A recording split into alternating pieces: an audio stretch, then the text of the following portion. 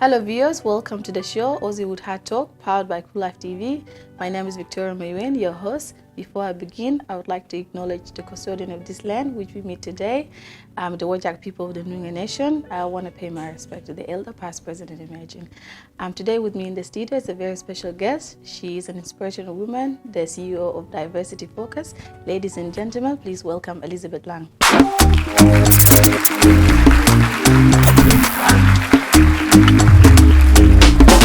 Exclusive at KoollifeTV.com. Elizabeth Lang, welcome to the show. How are you today? I'm very well, thank you. Yeah. Happy International Women's Day to you as well. Happy International Women's Day to you, and also to our viewers. Happy International Women's Day. Yeah. So, Elizabeth, please kindly introduce yourself to our audience. So, as Victoria said, Elizabeth Ayom Lang, and I'm the founding CEO of Diversity Focus, a company that I founded in 2007. Aside from that, I wear many hats. I'm a wife, I'm a mother of two. I also am in academia. I'm currently in my final year of my PhD research as well, and also currently working on a book project. So yeah, I have a few hats that I wear in that sense. That is amazing. Thank you for sharing. Elizabeth, so seeing today it's International Women's Day. What does International Women's Day mean to you, and what's your message today to all the amazing, courageous women out there? International Women's Day is a very significant day for me as a woman. For me, I think International Women's Day is twofold. I think one, it's about a celebration of how far we've progressed as women, because historically women, gender inequality is a reality, and I think we've come a long way in that sense. But I also think that aside from the celebration of how far we've come and the progress that we've made, International Women's Day for me is also about a recognition of how far we're yet to go as far as achieving gender equality. Because the reality is there is still a gender pay gap.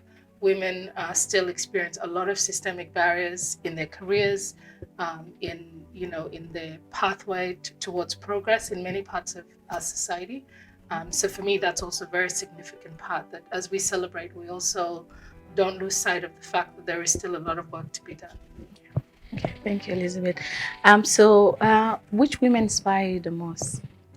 There's a few women that inspire me. I think first and foremost, I have to say my mother has had a huge inspiration in, shaping who I've become as a person. I was raised by a very strict mother, and I didn't always appreciate it, I think, as a teenager. But now that I'm older, and particularly now as a mom myself, I see what a positive impact she's had on me in terms of the values that she instilled in me from a young age. So that's something that I'm very grateful for. So that's on a personal level. In terms of, on my career trajectory, a woman that immediately comes to mind is a woman by the name of Ursula Burns. She's an African-American woman, a businesswoman. She was the first Black CEO of a Fortune 500 company. So she led Xerox from 2009 to 2016, and she's had a huge impact in my outlook, but also particularly in terms of building up my confidence, I think, because it's really important. There's a saying that you can't be what you can't see. And when we say that, there's power in representation, even though it sounds like it's such a common saying, it's such a cliche, but it's so true. And I think as a woman in business, to be able to see another Black woman who's gone so far globally and has had a huge impact is very inspiring for me. So I would say Ursula Burns is one of the first people that also comes to mind. Okay, thank you. So Elizabeth, what do you think is the biggest, what are some of the biggest challenges facing women today? I think there's many challenges facing women. Obviously, in terms of gender equality, there's still a gender pay gap. Australia, for example, has recently published the findings of the gender pay gap report, and obviously, not surprisingly, in that it's still evident that that there's still a pay gap in terms of what women are paid compared to men. Mm-hmm. So I think that's one of the biggest challenges at a systemic level. I think the other challenge also is that there is still a lack of representation in many industries where you don't see female representation, particularly in positions of leadership. So I think that's an ongoing challenge and something that we need to continue to work towards. as well. Okay. So Elizabeth, let's take a short break. We'll be right back.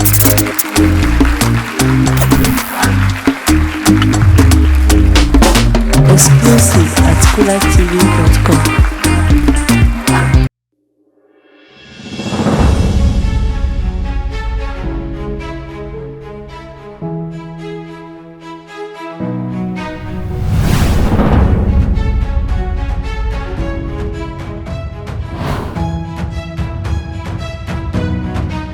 Welcome back to the show. I still have Elizabeth with me here. Elizabeth, welcome back. So Elizabeth, where were you born and how did you end up in Australia? So I was born in Sudan. I was born in Khartoum. At the time when I was born, it wasn't a different country to South Sudan, which is where my family comes from originally. So I lived there for the first 6 years of my life. And when I was 6 years old, my dad chose to relocate the family to Egypt because of the ongoing issue of the civil war in between North and South Sudan at the time. And we lived in Egypt for 4 years, and then when I was 10 years old, we moved to Australia in 1998. So I've been, in Australia for most of my life, but that has been my pathway. Yeah. Okay. So when did you come to Australia? 1998. 1998. That's a very long time. So so growing up in Australia, what are the biggest? What are some of the positive and some of the challenges that you face growing up in this country? Yeah, I think when I think of some of the positives, I think education is the first thing that comes to mind. Now, I have always had education in the sense that when I lived in Khartoum, I was in school, but we left when I was 6. I probably did like maybe a year or two primary school at the most. And moving to Egypt, I continued my education into primary school. And then when we moved here, because we came end of the year, I started in year 4, at the end of year 4. So for me to have had the opportunity to complete my primary school, it was a challenge because obviously I had always been educated in an Arabic system of education, and it's a very different system of education to what there is in Australia. So some of the challenges that I encountered was, some of the early literacy in English that, children get from kindy, for example, up to year 3, I had missed that.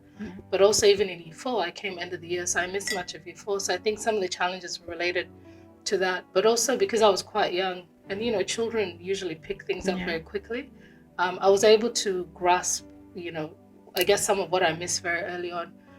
But also I was able to do that because even though it was in a different system, a different language, I did have a solid kind of early education experience. I think that was something positive. So education, as I mentioned, is probably the biggest plus because being able to complete high school and go into university has been really significant for me in terms of shaping the trajectory of my life. Because as I grew up, I chose to study things that I was interested and passionate about. And a lot of it also, I might just mention, was also influenced by my father as well. So he had a big influence in my life because I'll tell you a short story. One of the things he used to do, he used to write letters about what was going on in South Sudan. And at first, he used to handwrite the letters and then he would post them. And then one day he decided, I was going to be his personal assistant. So he got me to type out the letters for him. And I think that experience, because the letters was about what's going on with the war and trying to hold the government accountable for some of the human rights abuses. So as a 14, 15-year-old, reading through that material over and over, because I had to keep reading it to make sure I was not getting it wrong to type up the letters. That had a really huge impact on me in terms of my outlook and my desire to study things that are related to social justice and human rights. So education is the biggest thing, and I think that that's something that is very valuable for me, and I've been able to gain as a result of living here, but also the pathway that opens up in terms of my career, starting the business. That's also been really significant. That's amazing. So Elizabeth, what's the story behind the organization Diversity Focus? So what did it all come about? So as I mentioned, my dad's influence in terms of my outlook on social justice, I think planted some of the early seeds. Something else that I think planted a seed was when I finished my bachelor's and I got a job. I got a job with a local organization that worked with migrants. And at the time, they were providing like cultural competency training.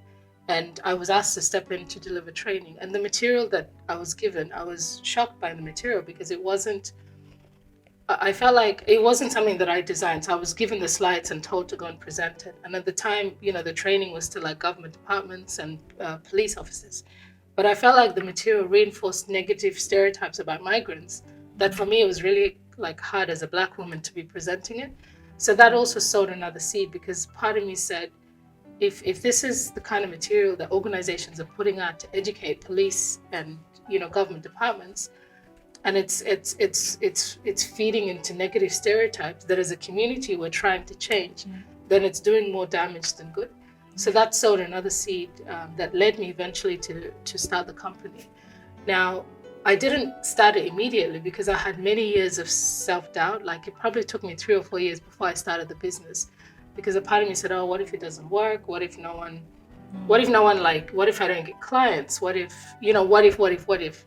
And that's a barrier that I had to overcome internally to be able to start the business. But that is, I guess, the story behind it. But the vision behind Diversity Focus is to create a more equitable and a more inclusive world. And to do that through mainly focusing on workplaces. Because the reality is we spend a quarter of our life in the workplace. Yeah. And if the workplace is not safe, is not inclusive, if we're experiencing sexism or racism at work, we're not psychologically safe in that environment. So for me, the vision is to ensure that workplaces are safe and are inclusive for people of color and for women, so that people can show up to work and be themselves without having to try and fit into a box that wasn't designed for them. So that's also part of, I guess, the vision of what I'm hoping to create for Diversity Focus. Okay, thank you for sharing.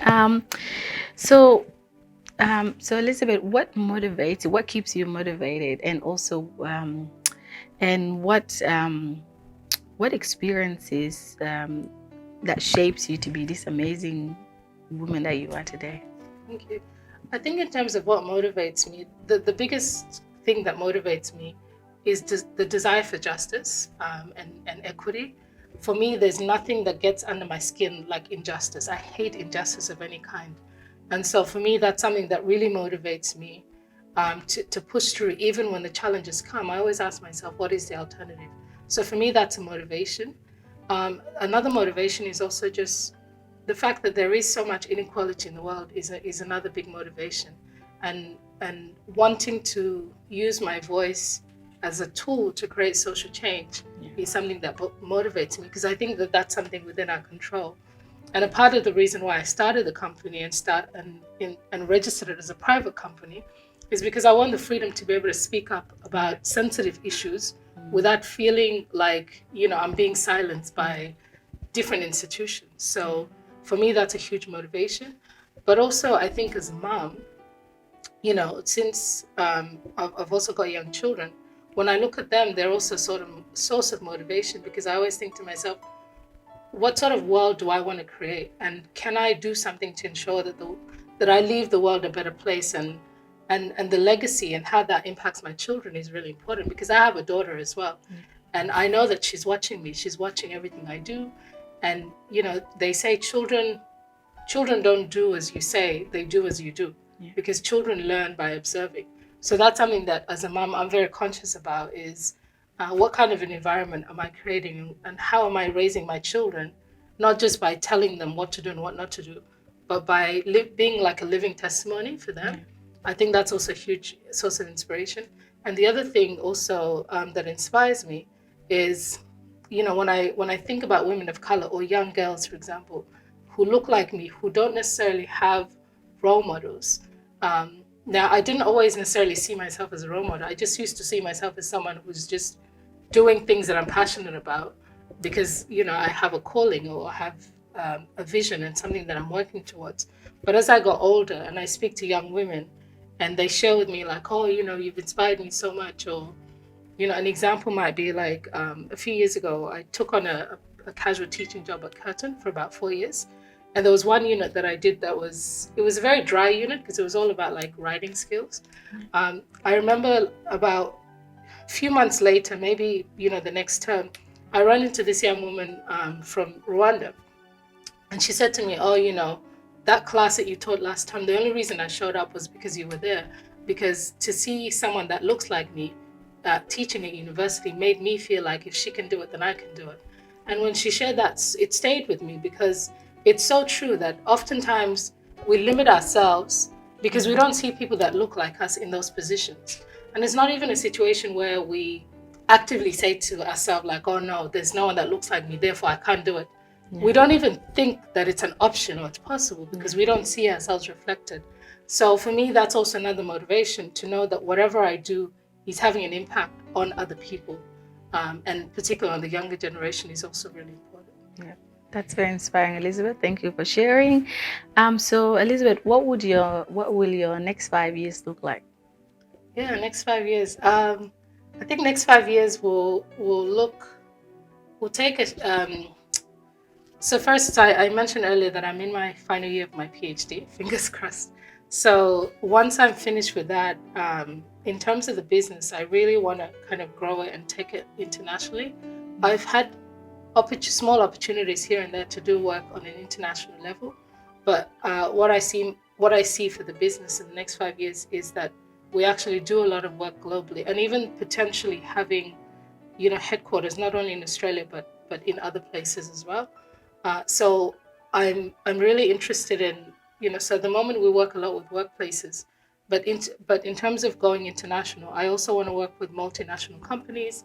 I want to work with other governments around the world, around helping to shape, I guess, maybe their strategies for how they engage, to ensure that policies are inclusive, and to ensure that whatever projects are being run at a national level, for example, that you include various stakeholders, including people on the ground, because oftentimes the most disadvantaged people in society, they're the people whose voices are usually missing from decisions. Yeah. So where I see diversity focus in the next 5 years is that we are doing that work at an international level. And in terms of multinational companies and organizations, is also to do what we basically do now, but at that level, because the reality is there is a lot of companies that, for example, go into places like Africa, Asia, or even the Middle East, particularly, because I watch a lot in terms of what's happening in Africa. Even whether it's mining companies, for example, is probably the biggest example that comes to mind. The rules and the regulations that mining companies say in Australia are expected to adhere by, when they go into places like Africa, they don't follow those rules and regulations. There's a lot of inequality. There's a lot more damage to the environment, and nobody's holding them accountable. So I think for me that's an area that's really important, because when the environment, for example, is polluted, the first people to be impacted are the people on the ground. So if a mining company goes in and they pollute, say, the water source, well, that just completely destroys water for maybe an entire population of people. And then that leads to other health issues because people are drinking water that's contaminated, etc. But also just inequality in terms of people's lands being taken away by multinational organizations who are not held accountable by anybody. So I think that's an area for me that I'm very much interested in working, because it also comes back to this principle of human rights and social justice, and ensuring that people are not taken advantage of. Yeah. Thank you. So that's more of advocacy and stuff. Yeah. Thank you for sharing.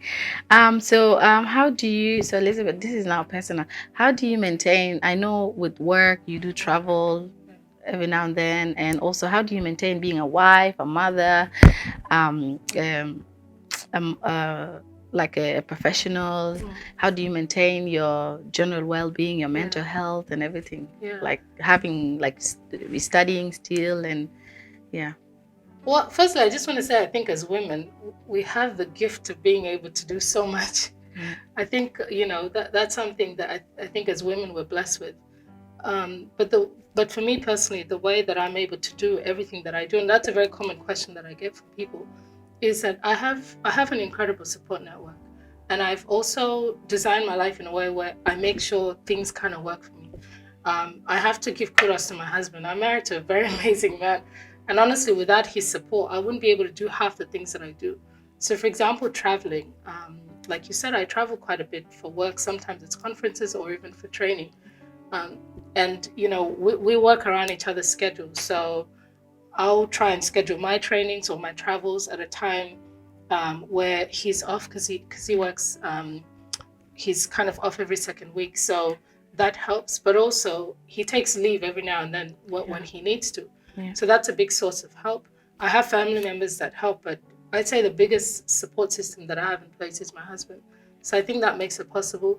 The other thing that makes it possible for me is, I'm a woman of faith. I believe in God, and I truly believe that, whatever calling or whatever gift God has given us, God gives us the grace to be able to operate in that. And God provides in ways that sometimes, like supernatural ways that we don't necessarily understand.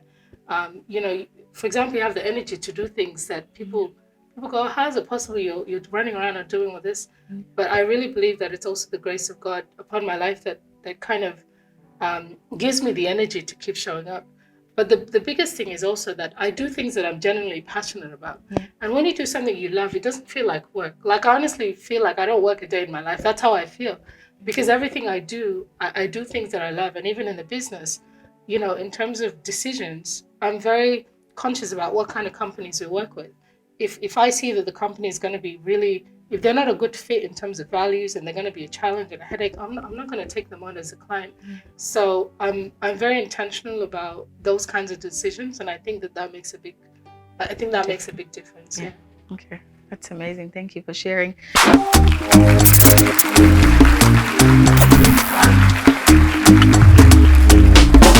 Exclusive at KoollifeTV.com. Yeah. So Elizabeth, we've come to the end of our show. It has been an honor having you with me today in the studio, and I wish you all the best, and may God continue to bless you. And today I have a small gift for you. So it's like a lyric card. It's more of a reminder.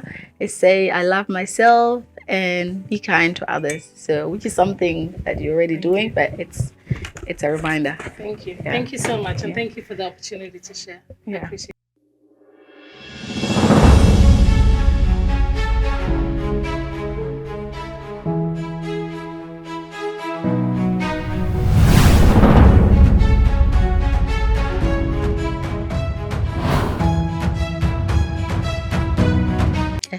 So Elizabeth, in your own way, how do you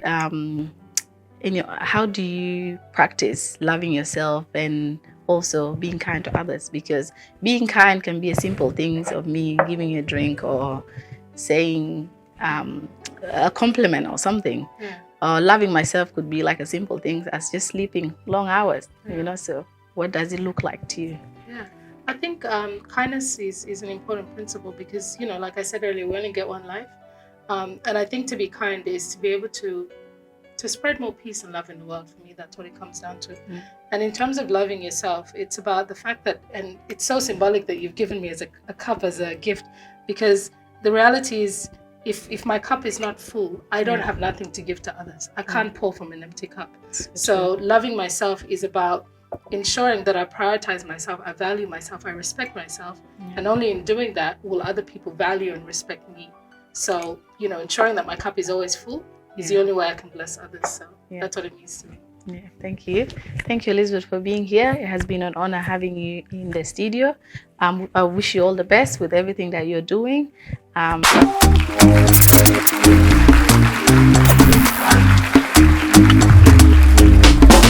Exclusive at KoollifeTV.com. Hello viewers, we've come to the end of our show. If you like to be part of this program, if you want to be one of our guests, please get in touch, get in contact with us on www.KoollifeTV.com.au. My name is Victoria Mayuen, your host. And I'm Elizabeth Lang. Thank you for having me. And again, Happy International Women's Day.